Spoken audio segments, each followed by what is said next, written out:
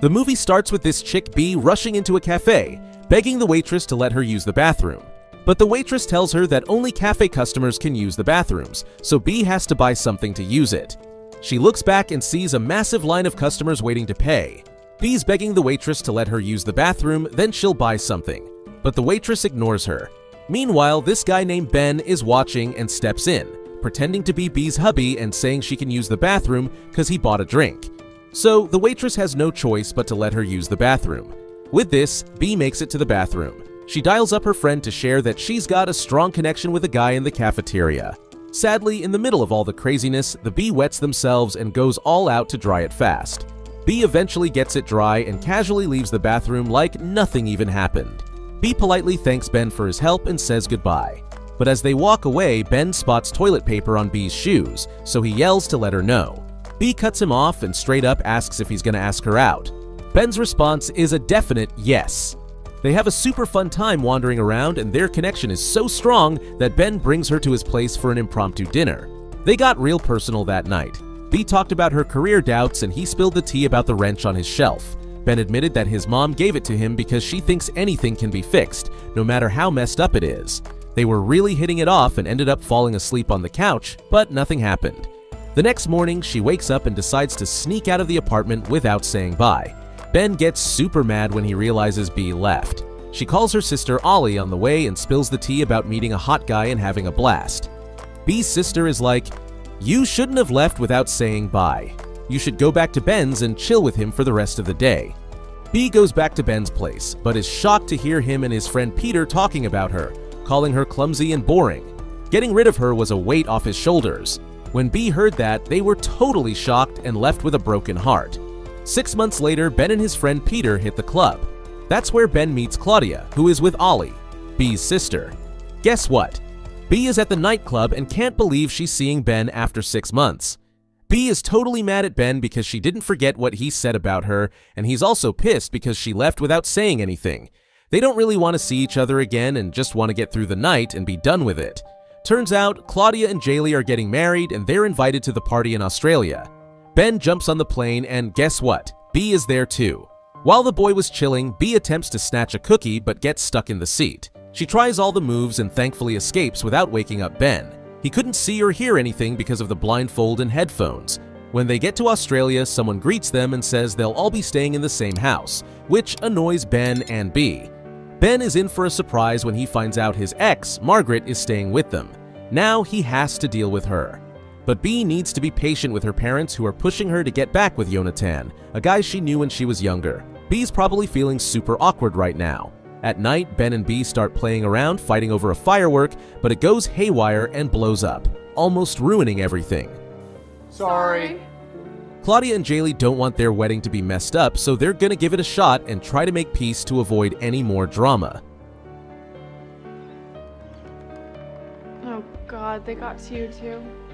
They figure out the plan, and in the middle of everything, B is totally shocked to see that her parents brought her ex-boyfriend, Jonathan, to try and get them back together. This is a problem because she's decided they're done for good. She tells Ben to act like they're together so people stop bothering her and linking her to her ex. Plus, it's thought that this could help Ben out since Margaret might get jealous and start liking him again. They both agree, and now they're all lovey-dovey to get people's attention and show off their love. When Ben gets home, he teaches B's dad how to dive, and it totally makes the girl happy and grateful. And as if that weren't enough, B takes advantage of the situation to convince her parents that she's actually in a relationship with Ben, so they'll lay off about her ex. They're great at pretending, and everyone buys it, even holding hands. The girl's parents are stoked that she hangs out with her ex and they get along so well. Meanwhile, Margaret, Ben's ex, comes over and starts flirting with him because she's jealous of B. Ben, being really clever, goes to tell B the plan is working, so our protagonist calms him down as she sees him all nervous, and they come up with a new plan to keep making Margaret feel jealous. In the afternoon, the whole fam gets ready for a walk, and when B shows up, she stuns everyone with her dress. The main characters hang out with their exes, chatting and flirting a little. Ben wants B to dance with him because they're an amazing couple. When B finds out that everyone is going to the deck to toast, she decides to reenact the famous Titanic scene. She's convinced that this will prove to her family that they're not pretending, and it will make Margaret even more jealous. They totally achieve what they want. However, when they're heading back with the others, B falls overboard and Ben jumps in to save her, but the ship drifts away and they're stuck. When their relatives see what's happening, they get scared and call for help because it's the only way to assist them. In the meantime, Ben and B swim over to a nearby buoy and find solace there, feeling really scared and all by themselves. While waiting for help, they have a chat about when they first met and say sorry to each other. Ben for bad-mouthing her and B for leaving without saying bye. Just as they were about to lock lips, the saviors came to their rescue. Ben's terrified of heights, but B soothes him by singing his favorite plane travel song, which totally relaxes him and helps him forget all about his fear. Our Sigma bros head back home, unable to keep their feelings for each other under wraps. They spend the night together and Ben decides to make his exit while she's still snoozing. Finally, the big day is here and everyone's getting ready to make sure everything's perfect. Ben and Peter are heading to get the flowers when Ben tells Peter he's confused because B dropped out of school and seems unsure about what she wants to do. B and Margaret are on cake duty. When Ben's ex asks B if their relationship is serious, B says it's not. They're only together for some reason. Margaret is thrilled to hear this and is now set on getting Ben back. When B gets back, her parents are already aware she bailed on school and it's a big deal. B flips out on Ben because her parents found out from him, so in the middle of the fight, she spills the beans that they faked being a couple to get her parents off their backs. The pet ruins the cake and it totally bums out the brides. Eventually, they start getting ready for the wedding. Ben watches the brides argue and start to doubt if getting married is a good idea at that moment. This totally stresses out Ben because their arguments are totally ruining the wedding. Ben apologizes to the brides and everything goes smoothly. Our main characters can't take their eyes off each other during the mass. At the reception, the newlyweds get down on the dance floor and cut the cake. B chats with her parents, apologizing for not giving them a heads up about her decision to quit school. They make peace and relax. Meanwhile, Margaret grabs the chance to dance with Ben and spills the tea about breaking up with her boyfriend. She confesses she's still head over heels for him and wants him back, then plants a kiss on him.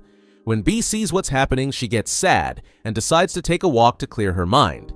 Ben breaks the news to Margaret that his feelings have changed and says sorry. Ben hears people talking about him and B and he's like, "Can you please stop?"